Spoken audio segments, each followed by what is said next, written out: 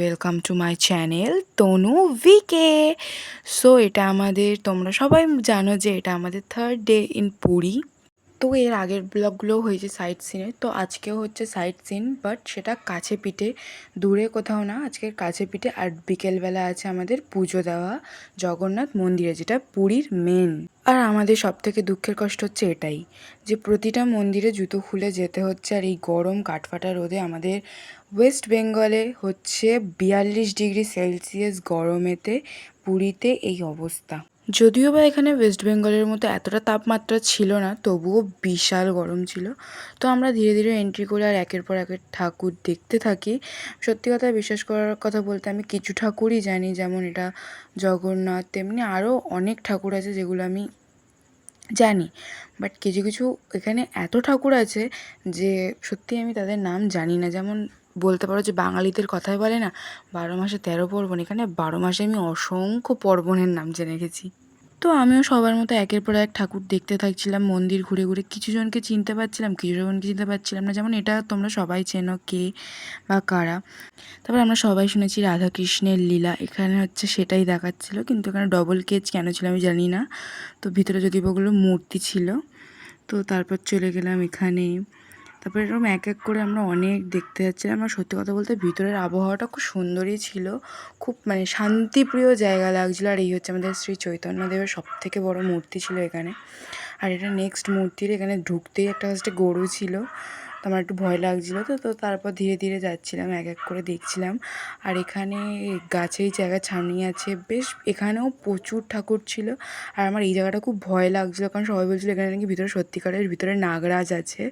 তো সবাই এখানে তাপ টাপ নিয়ে ভিতরে এগোয়। আর এখানে সবাই বলছিলো যে এখানে সন্ধ্যাবেলা করে ঠাকুরের ভোগ দেওয়া হয়, তোমরা দেখতে পাচ্ছ রান্না টান্না হয়। তারপর ধীরে ধীরে এক এক করে এরকম করে দেখতে দেখতে আমরা এগোতে থাকি। আর এখানে হচ্ছে রাধাকৃষ্ণকে দোল দেওয়া হচ্ছে, যেটা আমাদের এতে বলে যে ঝুলন টাইপের যে অনুষ্ঠানটা হয় এখানে, সেটা হচ্ছিল। তারপর দেন আরও এগোই। আর এটা হচ্ছে আমার একটু ফার্স্টে ভয় লাগছিলো যে ভিতরে কী আছে। তারপর ভিতরে ঢুকতে দেখলাম যে ও মাই গড, ভিতরে হচ্ছে আমার প্রিয় বাবা ভোলেনাথের 108টা লিঙ্গ এবং সব কটা আলাদা আলাদা নাম এখানে দেওয়া আছে নিচেতে। কিন্তু যেটা উড়িষ্যার ভাষায় ছিল, তো আমি অতটা ফার্স্টে বুঝতে পারছিলাম না, আর বুঝতে পারিও নি। তারপর যেমন অনেক রকমের নাম আছে, তেমনি এখানে সব রকমের ভোলেনাথের নাম আছে 108টা। সিরিয়াসলি 108খানা। তারপর বেরোনোর সময় বাবা ভোলেনাথের যে প্রিয় ষাঁড় ছিল তার কানে সবাই সবার প্রিয় কথাবার্তা বলে আমরা এক এক করে বেরিয়ে গেলাম। বেরিয়ে সবাই আইসক্রিম খেলাম, খেয়ে দিয়ে নেক্সট বিকেলবেলা আমরা 4টের সময় রেডি হয়ে চান টান করে চলে যাচ্ছিলাম পুজো দিতে, যেটা পুরীর মেন জগন্নাথ মন্দির। সবথেকে খারাপ একটাই ব্যাপার যে তোমরা পুরীর মন্দির দেখতে পাচ্ছ, এখানে অনেক কিছু অ্যালাউ নেই, যেমন তার মধ্যে প্রধান পড়ছে ফোন। তো ভিতরের কিছুই আমি তোমাদেরকে দেখাতে পারবো না, তবে কিছুটা যতদূর ফোন নিয়ে যাওয়া অ্যালাউ ছিল আমি ততদূর দেখিয়েছি। বিশ্বাস করবে না, যে যায়নি আমি অবশ্যই রেকমেন্ড করবো পুরীতে যাও, চান করতে পারো না পারো, বাট এখানটা যেও। এখানটা জাস্ট দারুণ, জাস্ট দারুণ, জাস্ট দারুণ, আর কিচ্ছু বলার নেই। যারা ফটো তুলতে ভালোবাসো তারাও এখানে গিয়ে ফটো তুলতে পারো, ভিতরে অনেক সুন্দর সুন্দর জায়গা আছে। আর যারা ঠাকুর প্রিয়সী তাদের জন্য বলছি, ভিতরটা খুব শান্তিপ্রিয় জায়গা, খুব শান্তিপ্রিয় জায়গা।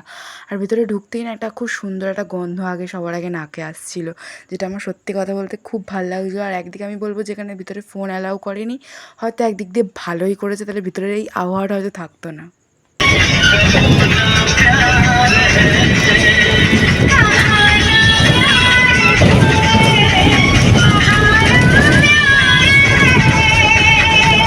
সো তারপর তাড়াতাড়ি করে বাড়িতে এসে ডাল, বেগুনি আর পনির আলুর তরকারি খেয়ে তাড়াতাড়ি করে ঘুমিয়ে পড়ি। পরের দিন সূর্য ওঠা দেখার ছিল, যদিও বা সেখানে গিয়ে দেখতেই পাচ্ছ যে চোখ মুখ ফুলে আমি উঠে যাচ্ছি, বাট ভালো মতো এটা হয়নি, ভিডিওটা কন্টিনিউ হয়নি, কারণ ওখানে গিয়ে জিসার দাদার নিউ ফোন হারিয়ে যায়, তো সবাই সেটা খুঁজতে লেগে পড়ে। সো টু বি কন্টিনিউ আমি আর করতে পারিনি, বাট স্টিল, সো এত অবধি। So tata, bye bye, and thanks for watching.